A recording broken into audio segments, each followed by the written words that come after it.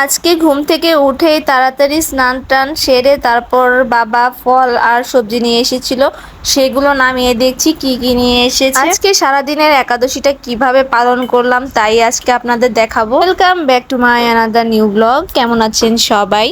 আশা করছি সবাই খুব ভালো আছেন, আমিও ভালো আছি। আসলে আজকে হলো বারোথিনী একাদশী। এটা হলো আমাদের সপ্তাহে, মানে সপ্তাহে না, মাসে 2টা একাদশী থাকে, তো তার মধ্যে আজকে বারোথিনী একাদশীটা সেটা পালন করছি। তার জন্য বাবা দেখলাম কিছু ফল নিয়ে এসেছে, আরমুজ, আপেল, আর ছিল কলা আর তরমুজ এনেছে। আর এখানে কিছু সবজি এনেছে আর কি। সবজির মধ্যে ছিল বরবটি, তারপর ছিল টমেটো। টমেটোটা দিব না, এই সবজিতে টমেটোটা খাওয়া যায় না। তো আর সাথে ছিল গাজর, পেঁপে, কাঁকরোল, তারপর ছিল আরও পটল, মানে নানা পদের সবজি মিক্স করে নিয়ে এসেছে। শসা, এগুলো একসাথে রান্না করব। তো আর সাজনাটা পাইনি, বলেছিলাম সাজনা আনতে। সাজনা দিয়ে সবজি রান্না করলে খেতে কিন্তু বেশি ভালো লাগে। তো সবজিগুলো সব গুছিয়ে গাছিয়ে নিচ্ছি। এইদিকে যে বাবা আবার তরমুজটা নিয়ে এসেছে, তরমুজটা দেখি খুলে কিরকম হয়েছে। তরমুজটা কেটে এনেছে, বেশ বড় সাইজ ছিল না, একদম ছোট সাইজ ছিল না, মিডিয়াম সাইজের।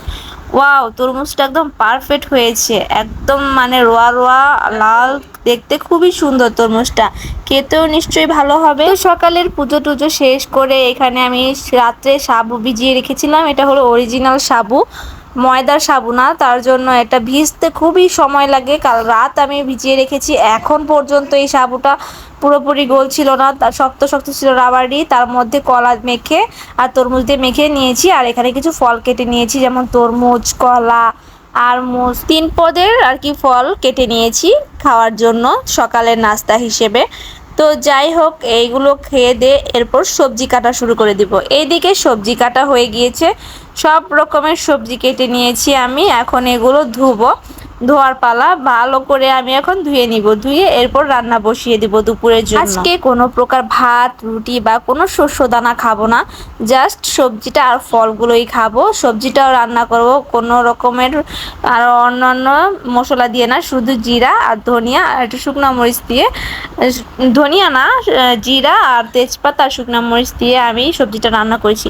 আর সব থেকে দুঃখের বিষয় কি ছিল, আমি এখানে আলু দিতেই ভুলে গিয়েছি। বিশেষ করে ঘরে মিষ্টি আলুও ছিল, সেই মিষ্টি আলুটাও দিতে ভুলে গিয়েছি। মিষ্টি আলু দিলে কিন্তু সবজির স্বাদটা দ্বিগুণ বেড়ে যায়, কিন্তু এখানে আমি আজকে ভুলেই গিয়েছিলাম। তো এখানে রান্না টান্না শেষ, আমি এখানে যে সবজি নিয়ে নিয়েছি, সাথে লেবু নিয়ে নিয়েছি। লেবু রস দিয়ে সবজিটা খেতে বেশি ভালো লাগে।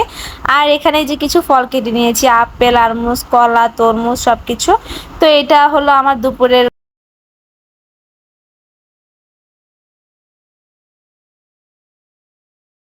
আমার আজকের একাদশীটা এইভাবেই কাটলো। ভালো থাকবেন সবাই।